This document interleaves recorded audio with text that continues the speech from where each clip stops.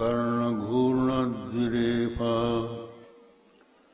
अवलिकलितकपोलोद्दानदामाभिरामम् गिरिशगिरिसुताभ्यां लालितं नित्यमङ्के स्वजनभरणशीलं शीलये विघ्नराजम् मानापनोदन विनोदनते गिरीशे भासेव संकुचितयो रुचितं तदिन्दो भेत्तुं भवानि शिशितं दुरितं भवानि नम्री भवानि घनमङ्गलिसरोजयोस्ते तद्दिव्यमव्ययं धाम सारस्वतमुपास्महे यत्प्रसादात् प्रलीयन्ते मोहान्धतमसच्छटाः। श्रीराम जय राम जय जय राम।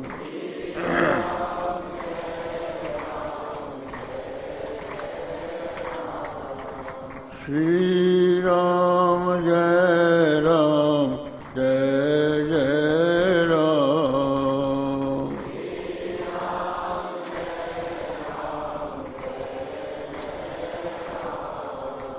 श्री राम जय राम जय जय राम।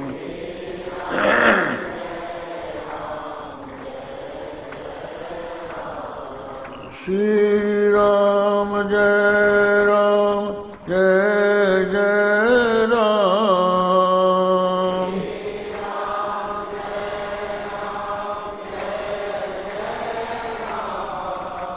श्री राम जय राम जय जय राम।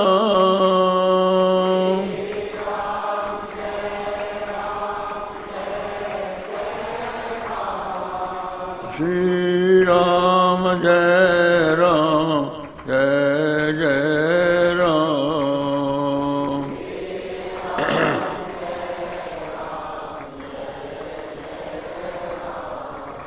श्री राम जय राम जय जय राम।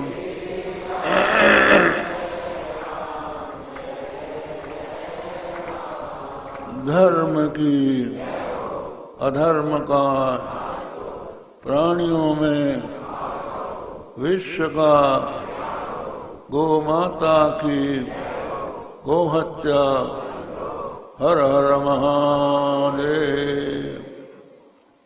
समुपस्थित विद्वद्वृंद, देवियों सज्जनों, देवी भागवत की परम पवित्र कथा आप सुन रहे हैं। भगवती राजराजेश्वरी जगदम्बा सबकी आराध्या हैं। सब देव उन्हीं की आराधना करते हैं। उन्हीं की शक्ति से शक्तिमान होकर समस्त कार्य करते हैं। इसलिए आपने देखा होगा अपने मंदिर में भगवती जिस सिंहासन पर विराजमान है उसमें उनके चार पाए जो सिंहासन के हैं उनमें ब्रह्मा विष्णु रुद्र ईश्वर चार बैठे और ऊपर सदाशिव का फलक है जिनकी नाभि कमल से नाभि कमल में भगवान कामेश्वर के अंक में जगदम्बा राजराजेश्वरी विराजमान है। इसका अर्थ ये है कि ये जितने देवता हैं ये जगदम्बा से ही शक्ति लेकर शक्तिमान होकर अपना अपना कार्य करते हैं। इसलिए उनके नाम का वर्णन आता है, पंच प्रेतासनासीना पंच ब्रह्मासनस्थिता। 5 प्रेतों के आसन पर आसीन है और फिर उसी को कहते हैं पंच ब्रह्मासनस्थिता, 5 ब्रह्म के आसन पर स्थित है। तो 5 ब्रह्म के आसन पर स्थित है, इसका अर्थ क्या है? ब्रह्म शब्द से क्या लिया जाए? तो ये माना जाता है कि जो शक्ति सम्मिलित परमात्मा है वह ब्रह्म पदवाच्य। तो जो शक्ति से सम्मिलित है वो परमात्मा किसके आश्रित है? उसकी प्रतिष्ठा क्या है? तो उसकी प्रतिष्ठा जो है प्रत्यगात्मा है, जो हमारे हृदय में विद्यमान, जो तीनों अवस्थाओं की साक्षिणी परम चिति है, उस स्थिति में ही ये माया सम्मिलित ब्रह्म प्रतिष्ठित है, उसी में अध्यस्त है। तो वो परमात्मा, वो माया सम्मिलित ब्रह्म जिसके आश्रित है, जिसके बिना वो 5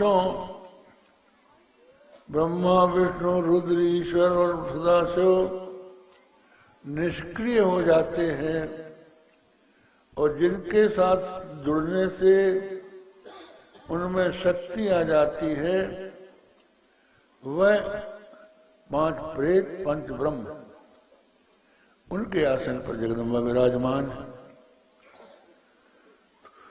ऐसी स्थिति में वे सबकी आराध्या हैं, सब उनकी आराधना करते हैं, उनकी आराधना से सबकी आराधना हो जाती है। भगवान शंकराचार्य ने कहा, त्रयाणाम देवानाम त्रिगुण जनितानाम अपि शिवे भवेत् पूजा पूजा तव चरणयोर्विरचिता।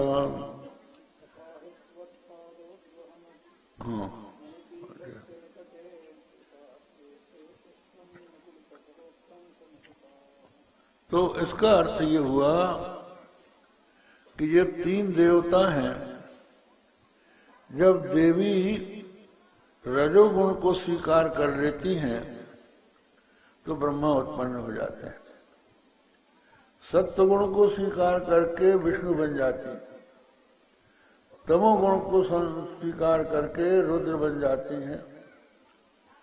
तो जो इन सबका आश्रय लेती हैं, जो सब इनका आश्रयभूता है, उनकी जो पूजा करता है उसकी पूजा से सबकी पूजा हो जाती है।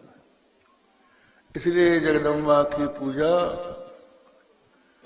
सबके द्वारा की जाती है, और वही प्राणी को भोग मोक्ष, यहाँ तक कि अर्थ धर्म काम मोक्ष चारों पुरुषार्थों को प्रदान करती है। उन भगवती की आराधना उनके व्रत से होती है। लोग 4 नवरात्र हैं, 2 प्रकट हैं जो गुप्त हैं, उनमें व्रत करके भगवती की आराधना करते हैं, और उनकी आराधना उनके चरित्र को वर्णन करने वाली जो देवी भागवत है उसके श्रवण से होती है, और उनका जो मंत्र है उस मंत्र के जप से भी उनकी आराधना होती है। उनके मंत्र में बीजाक्षर है। तो देवी का जो नवार्ण मंत्र है उसके 3 बीज हैं, ऐं ह्रीं क्लीं, ये 3 बीज। तो ऐं तो पूरा मंत्र कोई न जप सके, केवल ऐं जप ले तो समस्त विद्याओं को प्राप्त कर लेता है। ये यहाँ एक आख्यान आता है कि एक ब्राह्मण था, उसके कोई संतान नहीं थी, उसने पुत्रेष्टि यज्ञ किया। बड़े बड़े विद्वान वैदिक उसमें आमंत्रित हुए, ऋत्विक बने। तो उनमें से एक विद्वान सामगान कर रहा था। तो सामगान करते करते कुछ श्वास लेने से कुछ अपस्वर हो गया, स्वर में कुछ अंतर पड़ गया। तो उस ब्राह्मण ने ठोंक दिया कि तुमने अशुद्ध मंत्र का उच्चारण कर दिया, तुम स्वरभंग कर रहे हो। तो उन्होंने कहा, भाई श्वास हमने लिया, बिना श्वास के मनुष्य का जीवन कैसे रह सकता है, हो गया हमसे। तुम उसमें दोष निकालते हो, तो जिस लड़के के लिए तुम यज्ञ कर रहे हो पुत्रेष्टि, वो मूर्ख हो जाए। तो ऐसा शाप दे दिया। अब ये ब्राह्मण बेचारा बड़ा घबराया। उन्होंने कहा कि मूर्ख लड़का किसी काम का नहीं, मूर्ख की पूजा नहीं करना चाहिए, मूर्ख को श्राद्ध में नहीं बुलाना चाहिए, जो संध्या न करे, गायत्री न जपे, वेद न पढ़े, उस ब्राह्मण का मूल्य ही क्या है। तो वो विद्वान की चरणों में गिरा, कहने लगा, महाराज आपने श्राप दे दिया, हमारे अगर मूर्ख पुत्र होगा तो हम उस पुत्र से तो बिना ही पुत्र के अच्छे। ये माना जाता है कि अगर बेटा बुद्धिमान हो, गुणवान हो, तब तो बेटा ठीक है, और अगर बेटा हो और मूर्ख हो तो उससे तो बने बेटे के अच्छा है। तो हम आपकी शरण में आए हैं, आप अनुग्रह कीजिए। तो उन्होंने कहा, ठीक है, तुम्हारा बेटा बाद में बुद्धिमान हो जाएगा। संयोग से उसका पुत्र हुआ, और पुत्र हुआ बिल्कुल मूर्ख। उन्होंने उसको वेद पढ़ाने का प्रयत्न किया, संध्या करने का उपदेश दिया, लेकिन वो कुछ ग्रहण ही नहीं करता था। हारे वो पिता पढ़ाई। पिता पढ़ा के हार गया। 12 साल हो गए, लेकिन ये कुछ नहीं पढ़ा। तो माता पिता ने उसको घर से निकाल दिया। अब ये घर से निकल गया, कहाँ जाए? तो गंगा किनारे एक पर्णकुटी बनाकर उसमें रहने लगा, कंदमूल फल खाकर अपना जीवन बिता रहा था। अपनी मूर्खता से उसको भी दुख था। कई वर्ष बीत गए। तो गंगा के किनारे के जंगल में बड़े बड़े पहाड़, ये जंगल में तो जीव जंतु रहते ही नहीं। तो एक जंगली सुअर था। तो शिकारी एक आया, उस शिकारी ने उस जंगल के सुअर को बाण मारा। वो बाण मारा तो वो बेचारा खून से लथपथ होकर इनका जो आश्रम था वहां आया। उसको देख के इनके मुंह से निकला आई आई। तो ऐम जो है भगवती का बाग भी, तो पूरा नहीं निकला, स्वाद नहीं आया, आई केवल उसके मिला। इसी से भगवती प्रसन्न हो गए। तो इसकी मूर्खता दूर हो गई। तो वो शिकारी आया और उसने कहा कि महाराज इधर से सुअर निकला है क्या, आप बता दीजिए।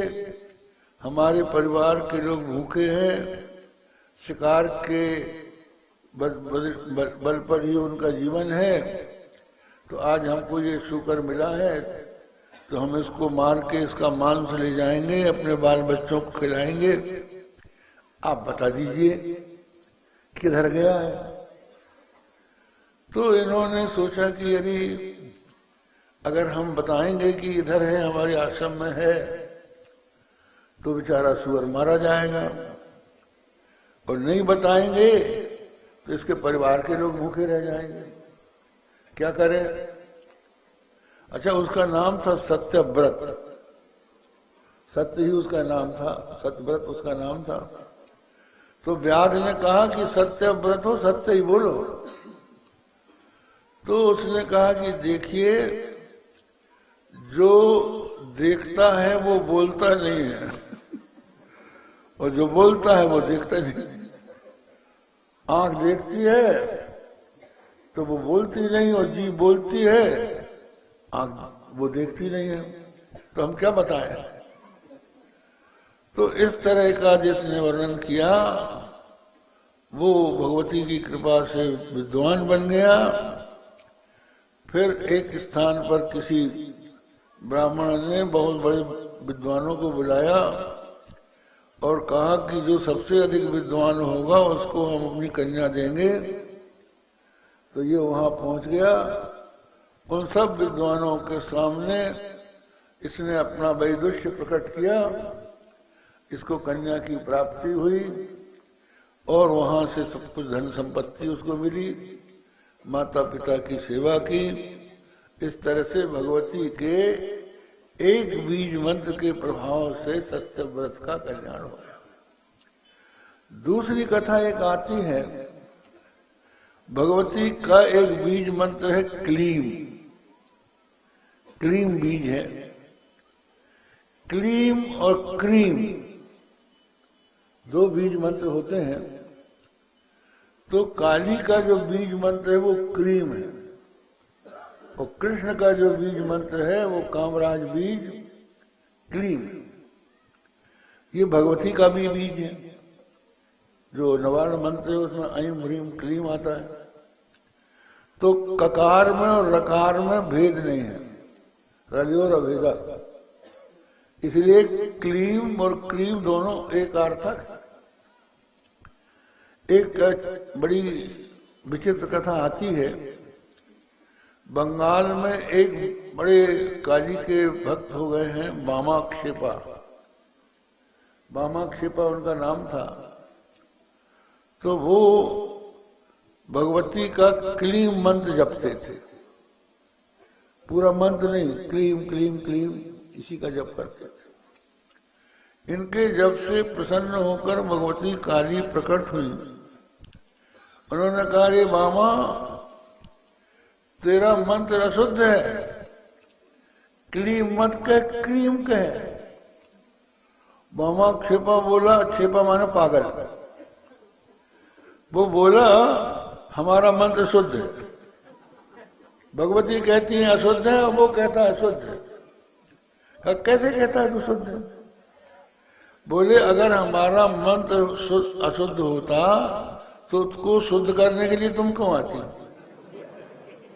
तुम यहाँ आई उसको शुद्ध करने के लिए, इसका मतलब ये है कि ये शुद्ध है। तो क्रीम और क्लीम, तो क्या हुआ, एक ध्रुव संधि नाम का एक राजा था, देवी भागवत में कथा आती। ध्रुव संधि नाम के राजा की दो पत्नियां थीं, एक का नाम था मनोरमा और दूसरी का नाम था लीलावती। तो दोनों बड़े प्रेम से रहती थी। तो सबसे बड़ी जो रानी थी मनोरमा, उसका पुत्र हुआ सुदर्शन, और दूसरी जो लीलावती थी उसका बाद में पुत्र हुआ शत्रुजित। तो दोनों पुत्रों में से शत्रुजित बड़ा सुंदर था, राजा का उससे प्रेम था। एक बार राजा आखेट खेलने गया, उस आखेट में एक सिंह आया सामने। इसने उसको मारने का बहुत प्रयत्न किया, बाण छोड़े, लेकिन वो घायल होकर भी टूट पड़ा और उसने राजा को मार डाला। राजा ध्रुवसंधि मारा गया। उसको मृतक को लेकर सब साथ के लोग जो थे वो आए, उसका औपचारिक संस्कार किया गया। अब प्रश्न आया कि उस राजा के उत्तराधिकारी के रूप में किसको बनाया जाए। तो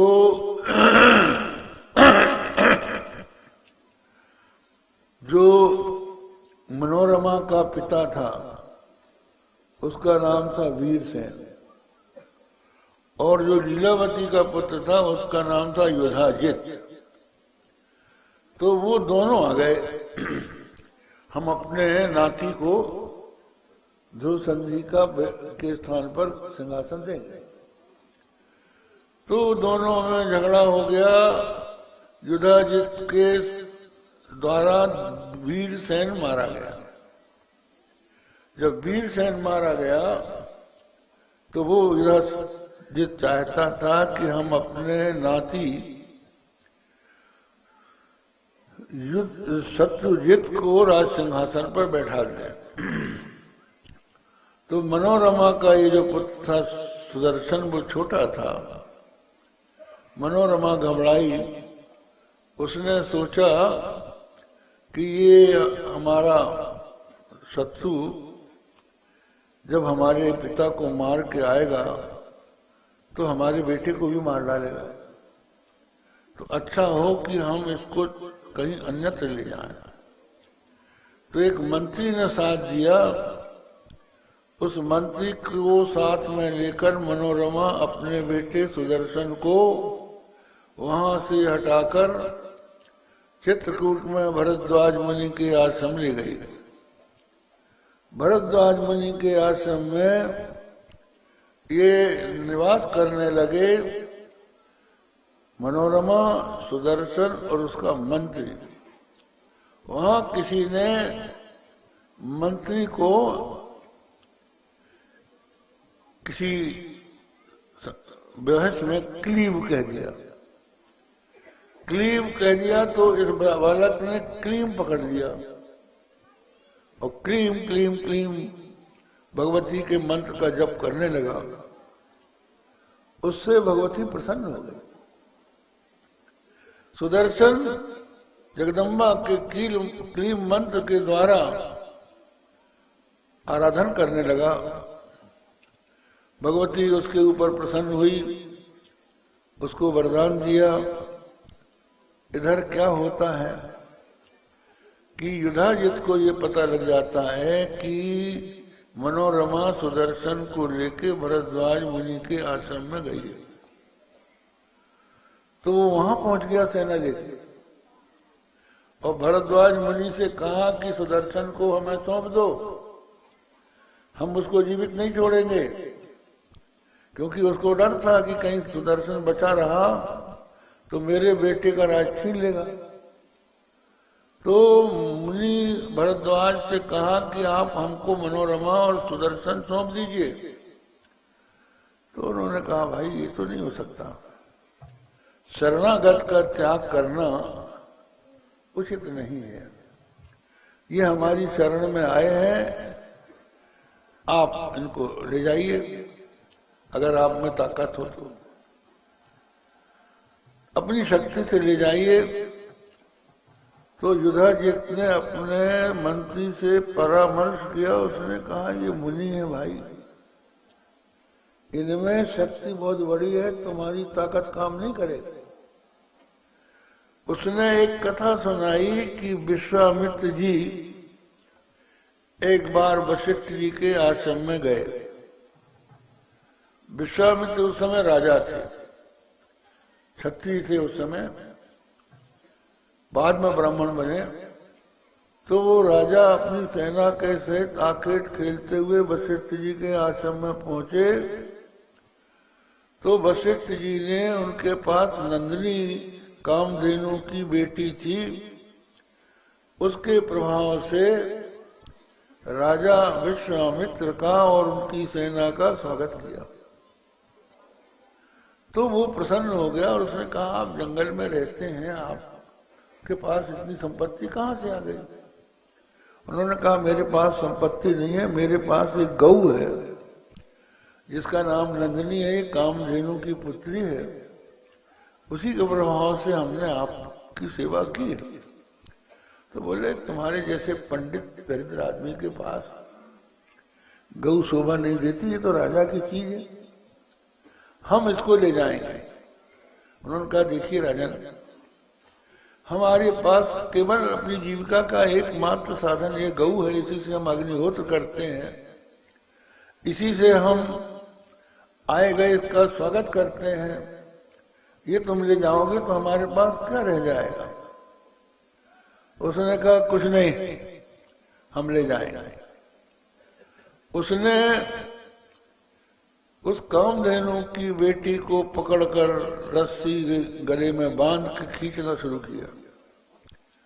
कामधेनु की बेटी वशिष्ठ जी की तरफ देखकर रोई, कहने लगी कि आप मुझे क्यों छोड़ रहे हो? मैं तुम्हें छोड़ के कहीं नहीं जाना चाहती। वशिष्ठ जी बोले, हम क्या करें, विवश हैं, राजा जबरदस्ती ले जा रहा है। तो उसने क्रोध किया, उसके नथनों से बहुत से म्लेच्छ निकले और उन्होंने विश्वामित्र जी की सेना के ऊपर आक्रमण कर दिया, लेकिन विश्वामित्र की सेना ने उनको मार डाला। अब विवश हो गई कामधेनु की बेटी। जब विश्वामित्र ले जाने लगा तो वशिष्ठ जी ने दंड उठाया और ऐसा मंत्र पढ़ा कि विश्वामित्र के हाथ पैर जकड़ गए और सेना का मलमूत्र रुक गया, सब स्तंभित हो गए। अब वशिष्ठ जी के सामने गड़गड़ाया विश्वामित्र की, हमें छोड़ दो, हमें छोड़ दो। तो वशिष्ठ जी ने कहा, चुपचाप चले जाओ। तो उसने कहा, दिग्बलम क्षत्रिय बलम ब्रह्म तेजो बलम बलम। क्षत्रिय बल को धिक्कार है, ब्रह्म तेज ही बल है। एक ब्रह्मदंड से मेरा सारा बल व्यर्थ चला गया, तो हम ब्राह्मण अब बनेंगे, अब क्षत्रिय नहीं रहेंगे। तो उसने फिर तपस्या शुरू की। तो कहने का मतलब यह है कि ये जो भरद्वाज मुनि है, मंत्री ने बताया कि अगर जबरदस्ती करोगे तो जो विश्वामित्र की दशा हुई वो तुम्हारी हो जाएगी, इसलिए चुपचाप चले जाओ। तो युधाजित वहां से चला गया। इधर क्या हुआ, एक ब्राह्मण अयोध्या गया, वहां एक सुबाहु नाम के राजा रहते थे। तो सुबाहु की एक बहुत सुंदरी कन्या थी जिसका नाम था शशिकला। शशिकला से उस ब्राह्मण ने सुदर्शन की प्रशंसा की, उसके सौंदर्य का वर्णन किया, उसके गुणों का वर्णन किया। तो शशिकला ने मन में उसी को अपना पति बनाने का निश्चय कर लिया। इधर राजा सुबाहु ने अपनी कन्या के लिए स्वयंवर की रचना की। स्वयंवर की रचना हुई कि जिसके गले में ये माला डाल देगी उसके साथ कन्या का विवाह हो जाएगा। तो देश देश के राजा आए, युधाजित भी आ गया अपने बेटे के साथ। तो अब सब राजा आसन पर बैठे, भाई अब कन्या को बुलाओ। तो शशिकला से उसकी माता ने कहा कि बेटी चलो स्वयंवर में, जिसको तुम ठीक समझो उसके गले में जयमाला डाल दो। तो वो गई, उसके गले में जयमाला डाली। कन्या ने कहा कि माँ, हमने तो निश्चय कर लिया है कि हम केवल सुदर्शन को ही अपना पति बनाएंगे, हम स्वयंवर में नहीं जाएंगे। माँ ने अपने पति से कहा कि शशिकला नहीं जाना चाहती, तो सुबाहु ने अपनी बेटी को समझाया कि बेटी ऐसा मत करो, ये सब राजा आ गए हैं, अगर तुम नहीं जाओगी तो ये सब के सब मिलके हमें मार डालेंगे, ये बलशाली हैं। उन्होंने कहा कुछ भी हो, मैं स्वयंवर में कहीं किसी को देखने नहीं जाऊंगी, मैं तो केवल सुदर्शन से ही विवाह करूंगी। इधर सुदर्शन को ये पता लगा, शशिकला ने संदेश भेज दिया, तो उसको भगवती ने रथ दे दिया था, तो वो रथ में बैठ के जाने लगा। माँ मनोरमा बोली कि बेटा मत जा, वहां बड़े बड़े राजा आएंगे, युधाजित भी आएगा, हो सकता है तेरी मृत्यु हो जाए। उसने कहा चाहे कुछ भी हो जाए मैं तो जाऊंगा। तो मनोरमा भी रथ में बैठ गई, साथ में गए। अयोध्या का राजा जो था उसने स्वागत किया और शशिकला के अनुरोध से उसने एकांत में ले जाकर शशिकला का सुदर्शन के साथ विवाह करवा दिया। अब विवाह जब हो गया तो पता लगा राजाओं को, तो कुछ राजाओं को तो उन्होंने समझा दिया, लेकिन बहुत से न माने। बहुत बड़ा दहेज शशिकला को राजा सुबाहु ने दिया। वो वहां से विदा होके चित्रकूट की ओर जा रहा था कि इतने में युधाजित अपने मित्र राजाओं के सहित आ गया और उसने इनको मारना चाहा। राजा सुबाहु की भी सेना आ गई, युद्ध होने लगा। युद्ध में जब राजा सुबाहु की सेना निर्बल होने लगी तो जगदम्बा साक्षात प्रकट हो गई। जगदम्बा ने प्रकट होकर भयंकर युद्ध किया अपनी योगिनियों के साथ और युद्ध में उस युधाजित को और शत्रुजित को मार डाला। इस तरह से भगवती ने सुदर्शन की रक्षा की और कहा तुम अयोध्या जाओ और अयोध्या में जाकर सिंहासन पर आरूढ़ हो जाओ। तो फिर वो अयोध्या गया, वहां जाके सिंहासन पर बैठा। इधर अयोध्या में भगवती की स्थापना हुई और राजा सुबाहु के भी नगर में भगवती की आराधना हुई। तो क्लीम बीज के जप से ये भगवती की आराधना का प्रभाव इतना हुआ कि सुदर्शन का खोया हुआ राज्य उसको पुनः प्राप्त हो गया। तो ये भगवती के मंत्र का महत्व है। और इसी तरह से भगवती दैत्यों को मारती। एक कथा आती है देवी भागवत में महिषासुर की, दुर्गा सप्तशती में भी आप पढ़ते हैं। रंभ करम दो दानव थे। कश्यप की दो पत्नियां ऐसी थी जिनसे असुर जन्म लेते थे, एक दीति और दूसरी दनु। दीति से दैत्य होते थे और दनु से दानव होते थे और ये दुष्ट होते थे। प्रश्न ये आता है कि देवता और दानव दोनों ही जब कश्यप के पुत्र थे, भाई भाई थे, तो दैत्य दानव क्यों बुरे माने जाते हैं और भगवान विष्णु देवताओं का पक्ष क्यों करते हैं? दैत्यों में क्या गड़बड़ी है? कुल में कोई कमी नहीं है, बाप दोनों का कश्यप। बात यह है कि देवता जो अपना स्थान प्राप्त करते हैं, वे सत्कर्म करके करते हैं।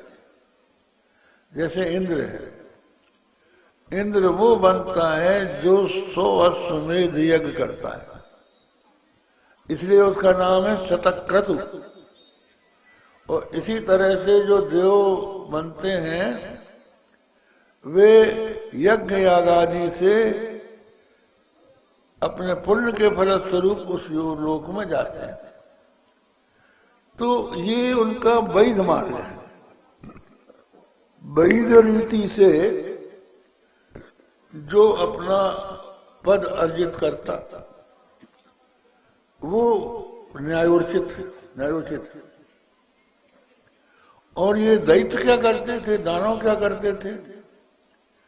ये दानव यज्ञ आदि न करके जबरदस्ती हड़पना चाहते थे ताकत के बल पर।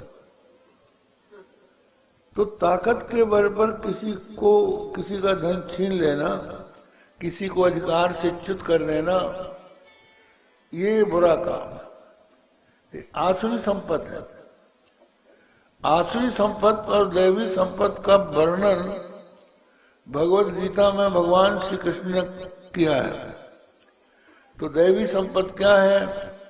अभयम सत्व संशुद्धिर ज्ञान योग व्यवस्थिति दानम दमस्य यज्ञस्य स्वाध्याय तपार्जवम अहिंसा सत्यम अक्रोधा त्याग शांति रपैषुणम दया भूतेश्वरो लुप्तम मार्दवम ह्रीर चापरम तेज क्षमा कृति शौच मद्रोहो नातिमानिता भवन्ति संपदम देवी अभिजातस्य भारत। अब है किसी से न डरना। जो व्यक्ति किसी का अनिष्ट नहीं चाहता उसको किसी से भय नहीं लगता। भय उसको लगता है जब कोई किसी से द्रोह करता है, किसी का अनिष्ट करता है, तो उसको उसी समय भय उत्पन्न हो जाता है कि ये बदला लेगा। जो किसी का अनिष्ट नहीं चाहता, सबका कल्याण चाहता है, जिसने ये संकल्प कर लिया है कि हम किसी को दंडित नहीं करेंगे, वो अभय रहता है। अभयम ये दैवी संपत्ति। सत्य संशुद्धि, अपने अंतःकरण को शुद्ध बनाना। अंतःकरण को शुद्ध कैसे? मन में जो रजोगुण तमोगुण के भाव हैं उनको दूर करें और सत्वगुणी भावों को मन में लाएं। मानस में लिखा है गोस्वामी तुलसीदास जी ने, कृषि निवारई चतुर किसाना जिमि बुध तजहि मोह मदमाना। चतुर किसान किसी को निवारते हैं। इधर अपने मध्य प्रदेश में नींदना कहते हैं। जब फसल उगती है तो साथ साथ में गलत चारा भी उग जाता है, तो खुरपी से खुरच के चारे को अलग कर देते हैं, जिससे कि पौधा आगे बढ़े, उसकी वृद्धि में कोई अड़चन न आए। ऐसे ही बुद्धिमान लोग अपने मन में मोह मद मान जैसे दुर्गुणों को दूर करके सद्गुणों को रखते हैं। तो ये हो गया सत्य संशुद्धि। ज्ञान योग व्यवस्थिति, सत्संग के द्वारा परमात्मा का ज्ञान प्राप्त करना, वेदांत का श्रवण मनन निधिध्यासन करना, उसमें अपना मन लगाना, ये ज्ञान योग में व्यवस्थिति है। दान करना, अपने पास जो धन है उसको अच्छे काम में लगाना। धन का अर्जन करके मनुष्य को उसे अच्छे काम में लगाना चाहिए। हमारे यहाँ एक शुक्र नीति है, उसमें लिखा है कि मनुष्य को अपनी आय के 5 विभाग करना चाहिए। लिखा है कि 5 जो कुछ आमदनी हो उसमें 1/5 भाग धर्म में लगाया है। धर्माय यशतीर्थाय कामाय स्वजनाय च पंचधा विभजन वृत्तम यामुत्र च मोदते। 1/5 धर्म में लगाया और 1/5 यश में लगाया, 1/5 अपने काम के लिए रखे, 1/5 मूलधन की रक्षा के लिए रखे और 1/5 दीन दुखियों की सेवा, अपने आश्रितों की सेवा, अतिथियों की सेवा के लिए रखे। तो जो व्यक्ति अपने धन का 5 विभाग करता है उसके लिए बता इहा मुत्र च मोदते। ये इस लोक में जब आप अपने धन का 5 विभाग करेंगे और बांट कर खाएंगे तो साथ के लोग भी आपके मित्र बनेंगे और आप दूसरों का हड़प के खाएंगे तो वो आपके शत्रु बन जाएंगे। इसलिए इस लोक में वो सुखी रहता है जो बांट कर खाता है, धर्म के काम में लगाता है। और धर्म के काम में लगाने से क्या होता है, आप देखिए जब मनुष्य संसार छोड़ के जाता है तो उसके साथ यहाँ से कुछ भी नहीं जाता। धनानि भूमौ पशवश्च गोष्ठे नारी गृहद्वारि जना श्मशाने देहश्चितायां परलोक मार्गे धर्मानुगो गच्छति जीवैका। जितना भी धन है वो यहीं धरती में रह जाएगा, बैंक का बैंक में रह जाएगा, पशु गोष्ठ में बंधे रह जाएंगे, स्त्री घर के दरवाजे तक पहुंचा के लौट जाएगी, स्वजन बंधु बांधव स्मशान तक जाएंगे, शरीर चिता तक जाएगा। उसके बाद जब आपकी यात्रा होगी परलोक की तो आपके साथ यहाँ से एक कौड़ी नहीं जाएगी, केवल आपके साथ आपका किया हुआ धर्म जाएगा। आप देखिए जब आप कहीं अपना घर छोड़ के बाहर जाते हैं तो पहले से प्रबंध कर लेते हैं कि वहां बाहर जाके हम कहाँ ठहरेंगे और क्या खाएंगे। आप देखिए आप लोग संक्रांति के पर्व पर नर्मदा स्नान करने जाते हैं तो वहां खाली हाथ नहीं जाते, कलेवा ले जाते हैं। वहां जाके आप वहां कर कलेवा करते हैं नहाने के बाद। तो क्यों, वहां आपका कौन है, आपके पास जो है वही तो काम देगा। तो इसी तरह से वहां जब परलोक में जाएंगे तो यहां से तो कुछ जाएगा नहीं। अब आप सोचिए जहां से आप चिट्ठी दे सकते हैं, मोबाइल से बात कर सकते हैं, मनी ऑर्डर कर सकते हैं, बैंक से व्यवस्था कर सकते हैं, वहां के लिए तो प्रबंध कर रहे हो। मरने के बाद कोई पता है कि कहाँ गए तुम, आपके दादे इस समय कहाँ हैं, कोई तार आया है आपके पास, वो कहाँ है। तो उनके साथ यहाँ से तो कुछ जाएगा नहीं। तो जो यहाँ से पुण्य करके जाएगा उसका पुण्य वहां उसकी सहायता करेगा। तो अमूत्र उस लोक में उसको सुख मिलेगा और अच्छे काम करेगा तो इस लोक में यश होगा। लोग कहेंगे भाई अच्छा काम किया। कौन व्यक्ति स्वर्ग गया, कौन नरक गया, इसकी क्या पहचान है?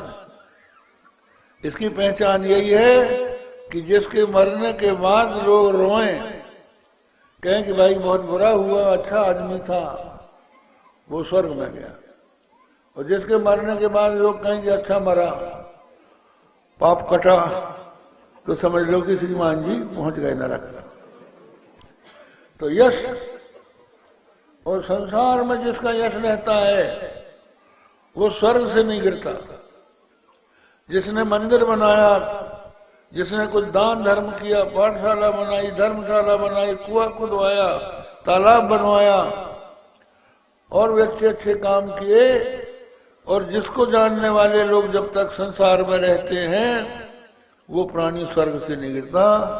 इसलिए धर्म और यश में दो अपने 1/5 धर्म में लगाओ, 1/5 यश में लगाओ, और एक अपना कमाए अपने काम में ले लो, लेकिन सब मत खा लो।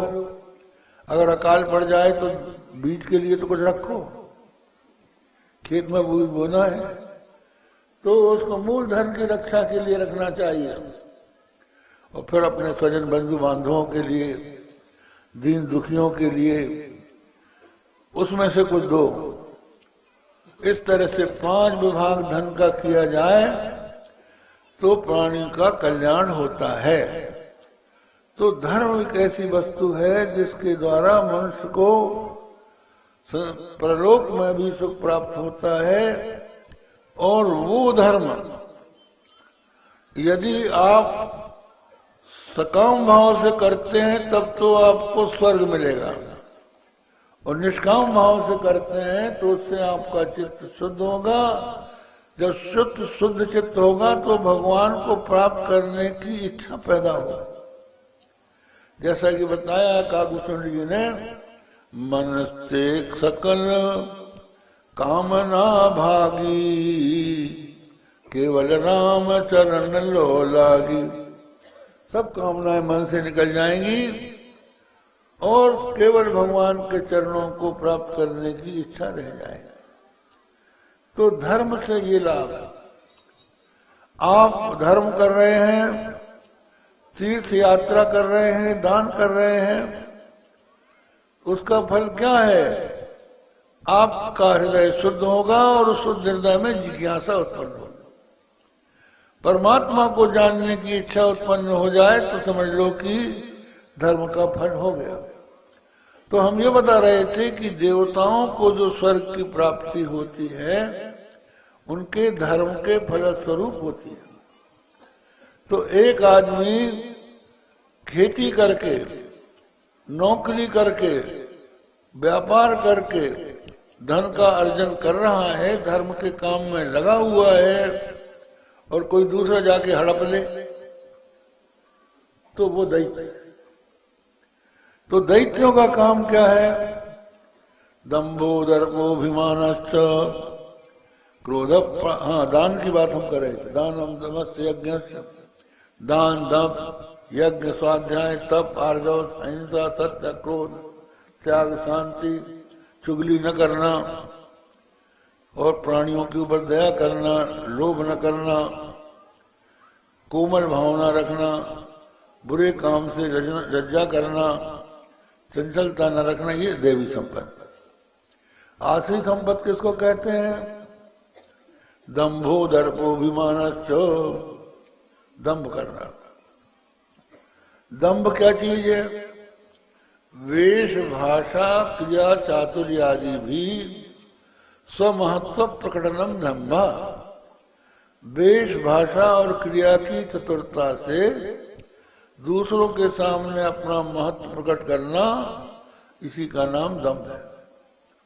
ये भागवत में आता है कि दंभ जो है कैसे पैदा हुआ। दंभ ये अधर्म का पुत्र है। दंभ और माया, धर्म की स्त्री थी मृषा, झूठ। मृषा धर्मस्य भार्या थी। धर्म की पत्नी, भगवान ब्रह्मा जी के पीठ से धर्म की उत्पत्ति हुई, और उस धर्म का मृषा माने झूठ के साथ विवाह हो गया। है धर्म से, हाँ, वो उल्टा हो रहे हैं, अच्छी याद दिलाई। मृषा धर्मस्य भाषा,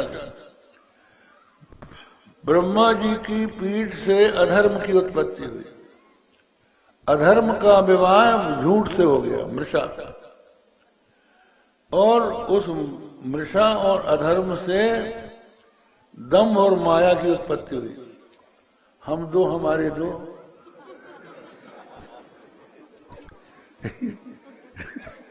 दंभ और माया, दंभ करना और छल कपट करना। तो इस तरह से इनका वंश चला हुआ है। तो दम्भ मूर्तिमान होकर एक बार ब्रह्मा जी की सभा में पहुंचा। बहुत बढ़िया तिलक लगाए, बिल्कुल सफेद कपड़े पहने और खड़ाऊ पहने, हाथ में कमंडल लिए, मृगछाला बगल में दबाए, खाट खाट खाट पहुंचा ब्रह्मा जी की सभा में। तो इसके रूप को देख के सब लोग उठ खड़े हुए, आइए आइए बैठिए। बोले हम आप लोगों के बराबर कैसे बैठ सकते हैं, हमारे योग्य स्थान होना चाहिए। अब कोई स्थान उसको पसंद ना आया, सबको उसने नकार दिया, तो सब लोग खड़े हैं, बैठे नहीं। तो ब्रह्मा जी ने कहा बेटा आओ हमारी गोद में बैठ जाओ। तो भगवान ब्रह्मा जी की गोद में उसने क्या किया, मृगशाला बिछाई। और मृगशाला बिछा के पहले तो ब्रह्मा जी की जांघ को पानी छिड़का, अपवित्र पवित्र हुआ। फिर मृगशाला बिछाई, मृगशाला बिछा के बैठा, पीठ सीधी कर गया करके। अब ब्रह्मा जी बेचारे सांस लें और छोड़े, बोले तुम्हारी अशुद्ध सांस हमारे ऊपर पड़ रही है, बंद करो आंख, सांस बंद करो। ब्रह्मा जी ने कहा कि हमारे दम ही घुट जाएगा। ज्ञान से देखा कि ये है कौन। तो उन्होंने गौर से देखा, रे का धर्म के बेटे तुम हो, कहाँ पितामह हम ही। का बेटा ब्रह्मलोक में तुम्हारी जगह नहीं है, तुम जाओ तीर्थों में, और जहाँ ऐसे पाखंडी लोग रहते हैं वहां लोगों को धोखा दो और दुष्टों के हृदय में निवास करो। तो तब से ये दंभ जो है आश्री संपत्ति के लोगों के पास जाता है। तो वो वेश धारण करके और क्रिया की चतुरता से दूसरों के सामने अपनी महिमा बताते हैं।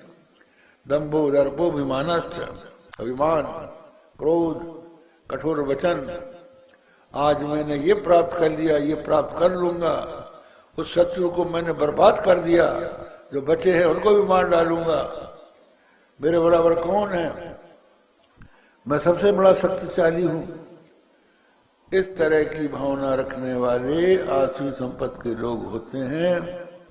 तो आसुरी संपत्ति के लोग जो विधि विधान से अपना द्रव्य अर्जित करके धर्म में लगा रहे हैं, उनके काम में बाधा डालते हैं।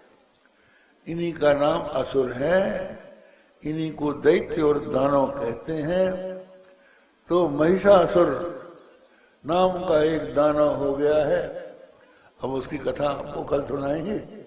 आज हम यहीं पर प्रवचन समाप्त करते हैं। थोड़ा सा भगवान का नाम लीजिए।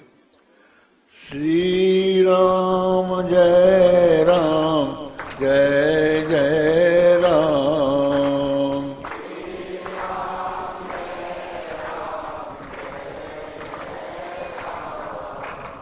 श्री राम जय राम, जय जय राम।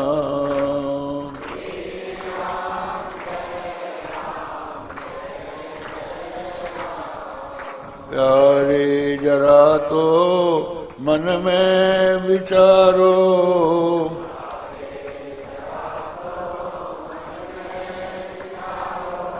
क्या साथ लाए अरुले चलोगे।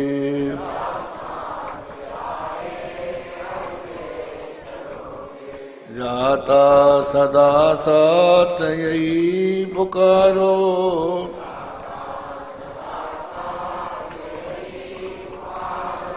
गोविंद दामोदर माधवेति।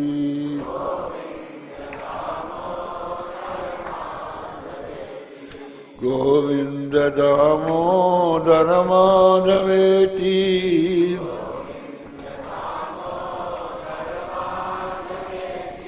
हे कृष्ण हे यादव हे सखेति।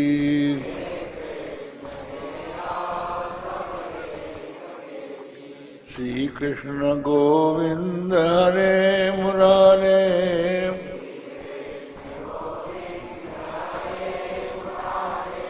हे नाथ नारायण वासुदेव।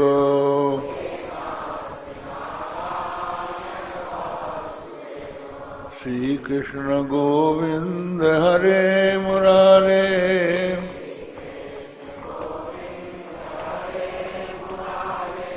हे नाथ नारायण वासुदेव।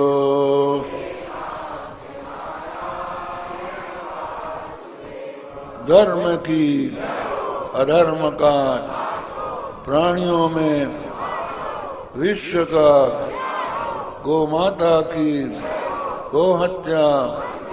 हर हर महादेव।